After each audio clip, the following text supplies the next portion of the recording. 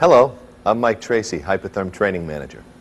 This video presentation is intended to help you get the most from your Hypotherm plasma cutting equipment. You'll learn how to take full advantage of the high-performance characteristics inherent with Hypotherm's cutting-edge torch design and consumable technology. Hypotherm's research and development team is constantly improving consumable performance. Innovations only available with Hypotherm genuine consumables, such as torch front-end shielding, long-life oxygen cutting, electrode technologies like High Life, Cool Core, Taper True, and our latest Silver Plus, as well as high-flow vortex and coaxial assist jet technology, have greatly increased consumable life and improved cut quality. Field visits, however, have shown us time and time again that some basic operating and maintenance procedures are being overlooked, keeping operators like you from getting the full benefit from these technological advances. By helping you to focus on the fundamentals of proper use and maintenance for Hypotherm systems, this presentation will enable you to realize longer consumable life, greater productivity, enhanced cut quality, and substantial performance benefits. So let's start by looking at the factors that promote long consumable life. Consumable life is not an exact science and may differ from one application to another, depending on what is expected from the cut. There are many variables that affect the usable life of consumables: gas purity, average duration of cut, number of pierces, and compliance with the manufacturer's recommended cut parameters, including pierce height, flow rates, pierce delay, output current, and arc voltage. These are some of the most important. Also critical, of course, are the quality requirements of the user. Because it is virtually impossible to predict nozzle and electrode wear rates for specific applications, we must speak in terms of average life. Tests have shown that Hypotherm long life can achieve electrode life 4 to 6 times longer than standard oxygen plasma cutting systems, an advantage that is even greater on long life systems using Hypotherm's new Silver Plus electrode. Because consumables wear at different rates in different applications, replacing them prematurely is a key contributor to excessive cutting costs. While electrodes and nozzles should generally be replaced as a set, this may not be true in all applications, so make sure you inspect them closely for wear before deciding to discard them. We recommend switching out all standard copper electrodes when the hafnium pit depth reaches 40 to 50 thousandths of an inch, or approximately 1 millimeter. Bimetal Silver Plus electrodes can wear twice as deep.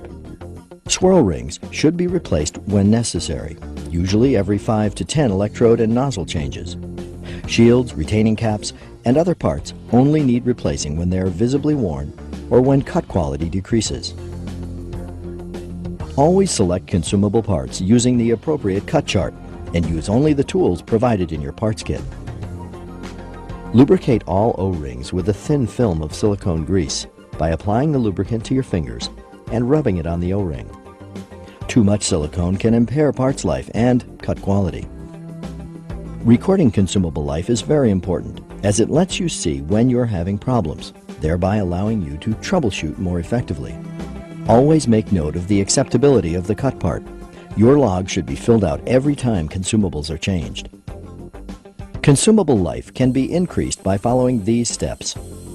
Pierce height should be 1.5 to 2 times the correct torch to work distance during cutting.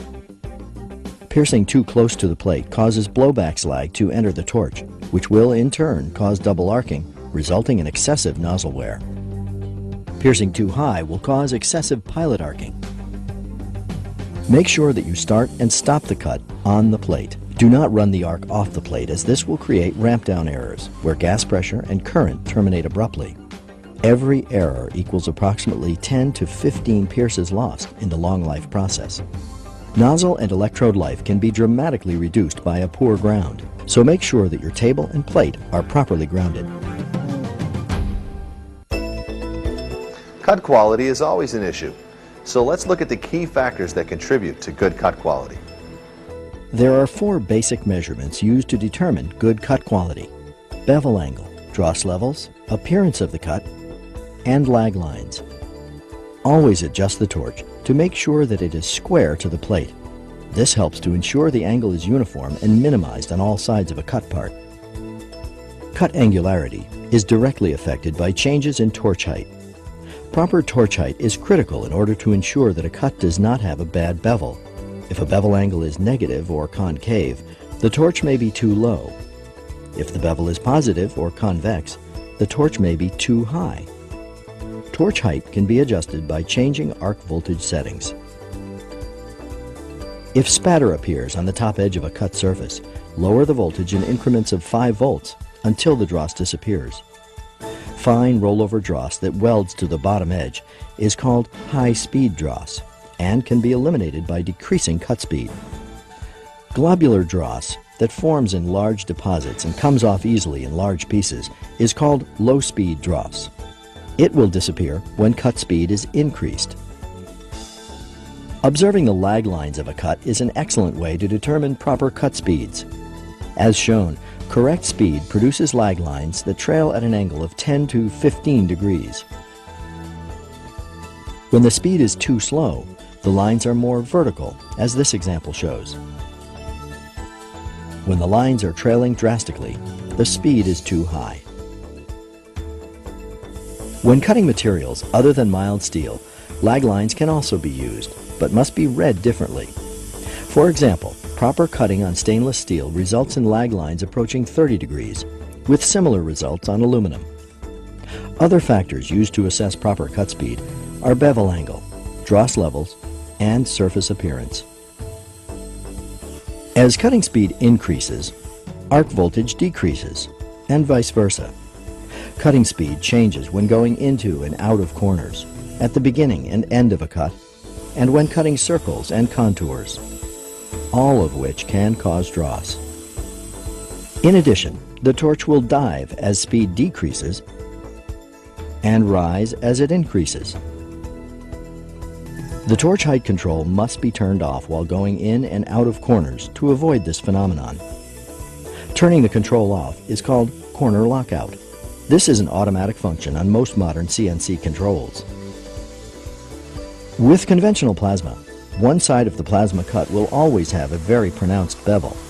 The bad side of the cut is the result of the swirling action of the plasma gas.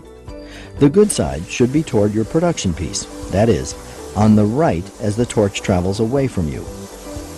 This phenomenon is not nearly as significant in high-definition cutting. Another factor to consider is the trade-off between cut speed and cut quality. Hypertherm cut charts are developed around parameters that generate optimal cut quality and reasonable speed. Not all applications, strip cuts for example, may require this level of cut quality. In these cases, higher cut speeds may be possible at the expense of increased cut angularity, decreased edge smoothness, and possibly high-speed dross. These trade-offs are at the discretion of the end user.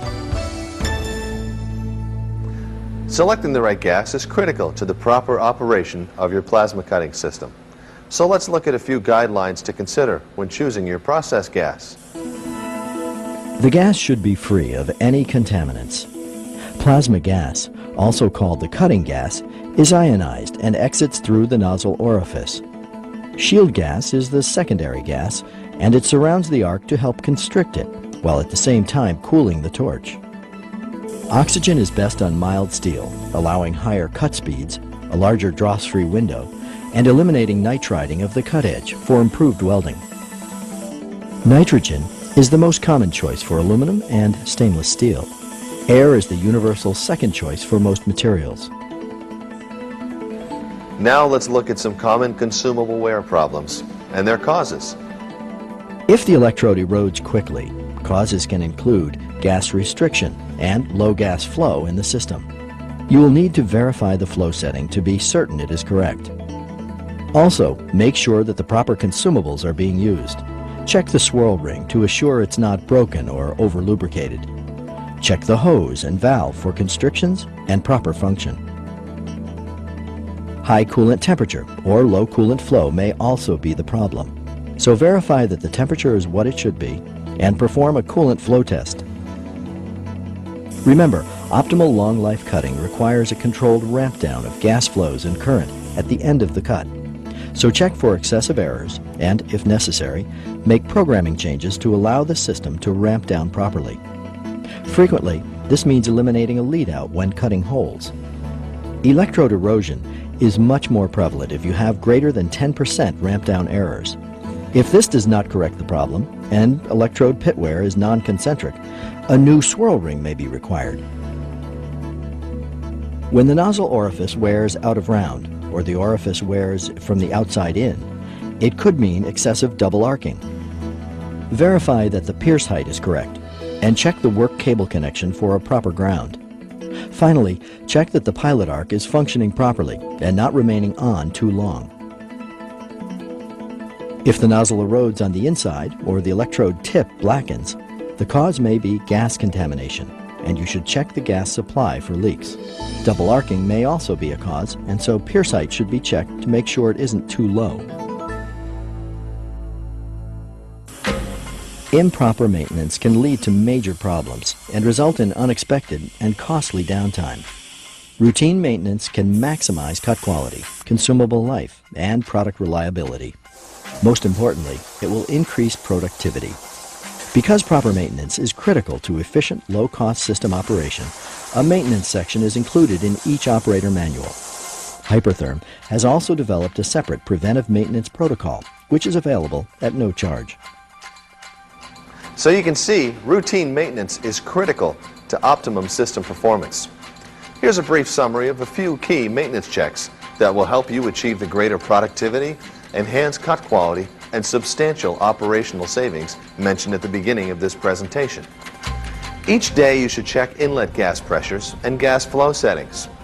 You should also check coolant pressures and temperatures, inspect the torch, and replace consumables as needed.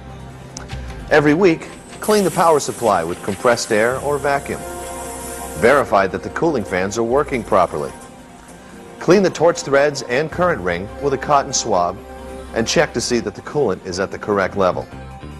Beyond these few key checks, Hypertherm recommends a regular, monthly, and semi-annual maintenance procedure. These are described in detail in both your operator's manual and the machine side reference guide, another reference tool free from Hypertherm. I hope this brief presentation will help you to increase productivity and lower cutting costs. However, I suggest that you take full advantage of all the materials available to you, such as the machine side reference guide, preventive maintenance protocol, cut quality and consumable wear posters, and other materials offered free by Hypertherm. In addition, your factory-trained Hypertherm supplier will be able to answer any questions you may have. Or you may contact Hypertherm's technical service directly. Bottom line, the more you know about your Hypertherm plasma cutting system, the more you'll get out of it. Thanks for watching.